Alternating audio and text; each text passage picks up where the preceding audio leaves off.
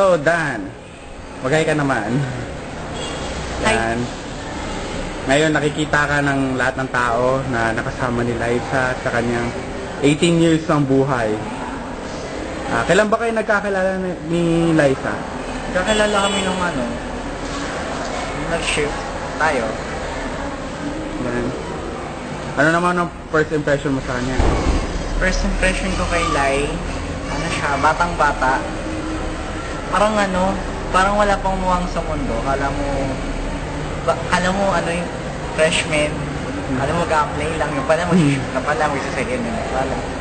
Ganun kasi, rinyo mo yung nag-shoot tayo kasama pa parents. Very, very supportive yung parents niya, which is good. Ayun, kaya tingin ko sa kanya bata siya. Yan. Second question. Sa tagal naman ng samahan, mga pinagdaanan natin, at lalo na ikaw kasama mo si Lai, na tawag niya nga sa'yo anak. Ano naman ng mga memorable moments mo na kasama siya? Marami, hindi ko may elaborate kasi tingnan mo almost everyday magkasama kayo. Parang yung sa bawat araw na yun, wala akong masasabing most memorable kasi lahat yung memorable. Yes. Lahat yun dapat chine-cherish. Lahat yun dapat binibigyan ng meaning. Dapat yun, bawat araw na lumilipas na kasama natin, ang isa't isa, lahat yun importante. Yun. Sweet naman ni Dan. Yan. So, ito na yung huling tanong. Ano naman ng iyong final message, kumbaga? Para sa interview na to, hindi final message para sa kanya. Ang message ko kay Lai sa kanyang 18th birthday, Nay, huwag kang magbabago. Ganun pa rin. Kahit matanda ka na, kahit kurang ka na rin. Huwag kang magbabago. Stay sweet. Dito lang kami. Supportahan ka. We love you. Thank you, Dan. Bye-bye. Bye-bye.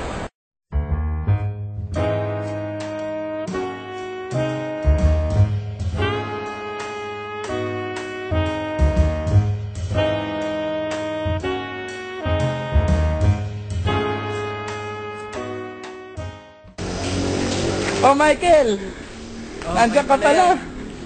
Hello. Hello. Parang hindi natin pinaggandahan to. Teka lang. Ayan. Kaya, poging-pogi.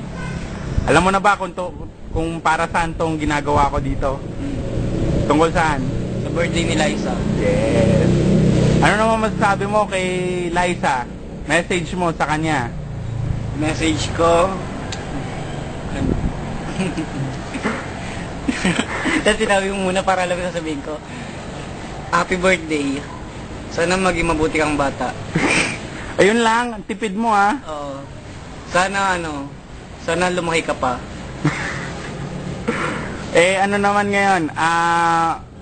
I-share mo naman kunyari yung, wag naman kunyari, i-share mo yung most memorable moment mo na kasama mo si Liza.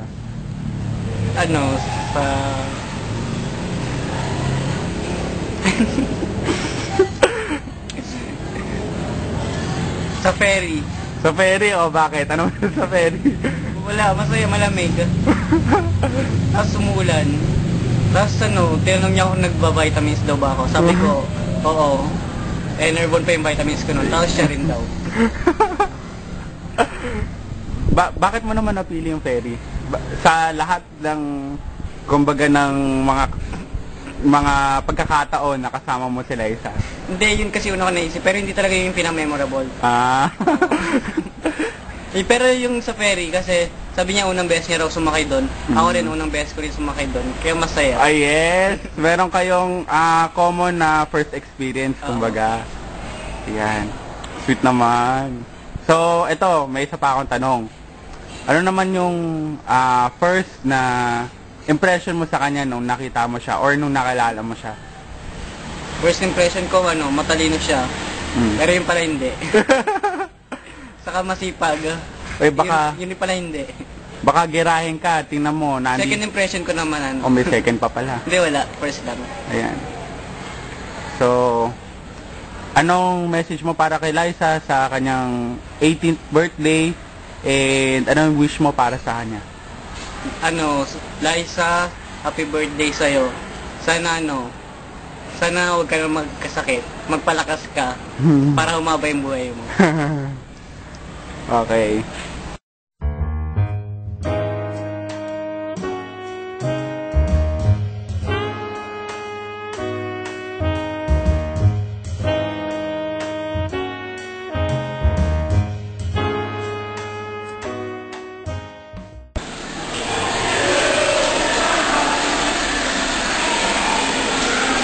Uy, may humingi. Sino kaya to?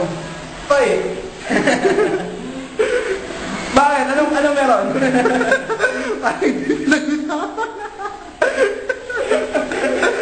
Wala ka talaga ako sa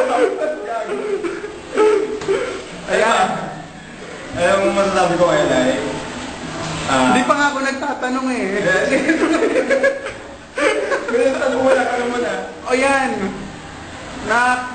Sa gabing ito, nakikita ka ng maraming maraming tao na hindi lang umiihi, kundi magbibigay ng message mo kay Lai. Bali, may tatlo ako tanong sa'yo. Sige, yan. Ano ba ang first impression mo kay Liza, kay Miranda? Ang first impression ko kay Lai, parang seryosong tao na puro aral lang yung alam, gano'n. Wala na ibang alam, puro aral. Yung word na aral lang. Yun.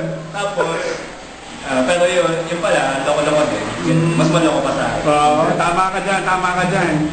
O, ito, on to the next question. Teka si Kuya eh. Tapos, Ayan na, sige. Ano naman ang tawag doon? Sa haba-haba ng panahon, mga 1 year mahigit na rin tayo magkakasama, nakilala mo rin sila eh. Ano naman ang iyong most memorable experience sa kasama siya?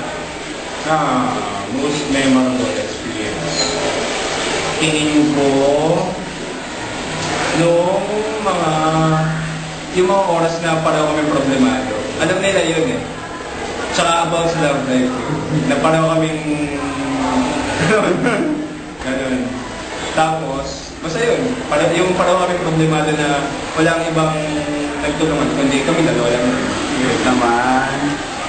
Talo mo pa yung sagot na Michael. O yan. May relasyon sila, di ba?